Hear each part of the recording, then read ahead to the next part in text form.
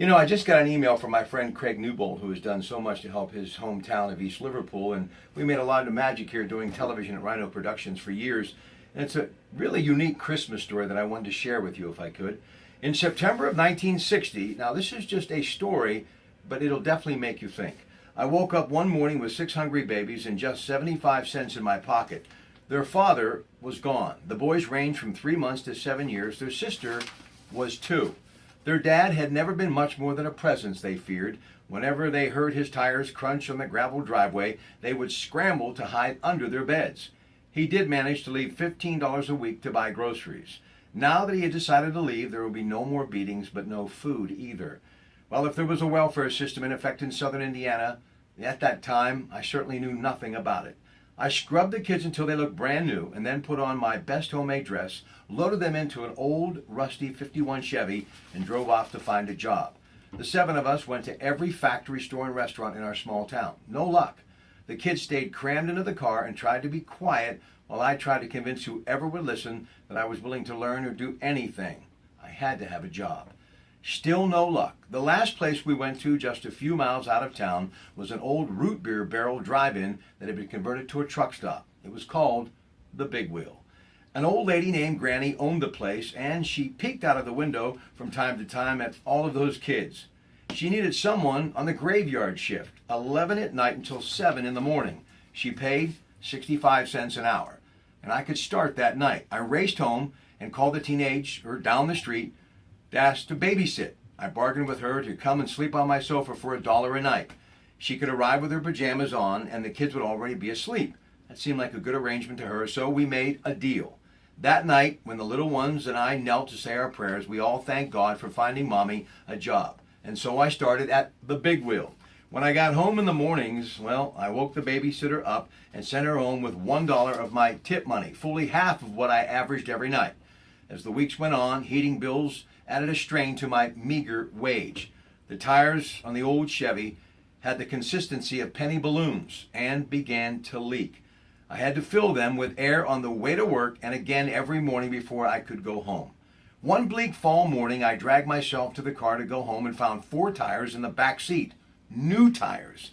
There was no note, no nothing, just beautiful brand new tires. Had angels taken up residence in Indiana? I wondered. I made the deal with the local service station. In exchange for his mountings of the new tires, I would clean up his office. I remember it took me a lot longer to scrub his floors than it did for him to mount those tires. I was now working 6 nights a week instead of 5, and still it wasn't enough. Christmas was coming, and I knew there would be no money for toys for the kids. I found a can of red paint and started repairing and painting some old toys. Then I hid them in the basement so there would be something for Santa to deliver on Christmas morning. Clothes were very much of a worry too.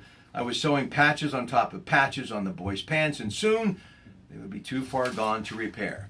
On Christmas Eve, the usual customers were drinking coffee in the Big Wheel. Well, there was the truckers, Les, Frank, and Jim, and a state trooper named Joe. A few musicians were hanging around after a gig at the Legion and were, well, dropping nickels into the pinball machine.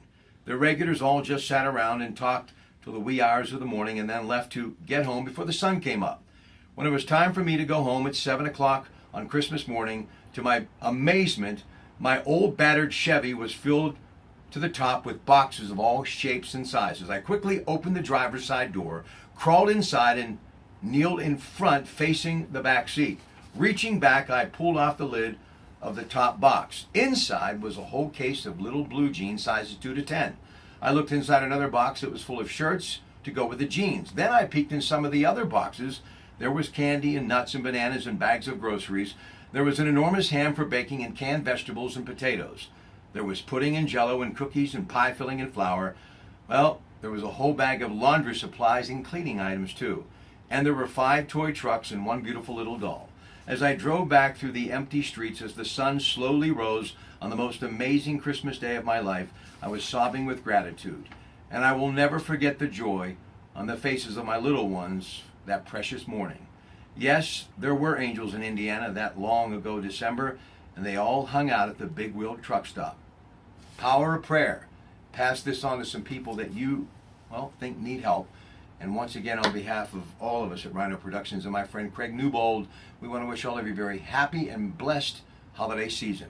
We'll see you later tonight, ladies and gentlemen, as we are going live to tape to tell you all about Holiday Jam, big basketball tournament to benefit cancer at the East Liverpool Potter Fieldhouse with their athletic director, Josh Ludwig.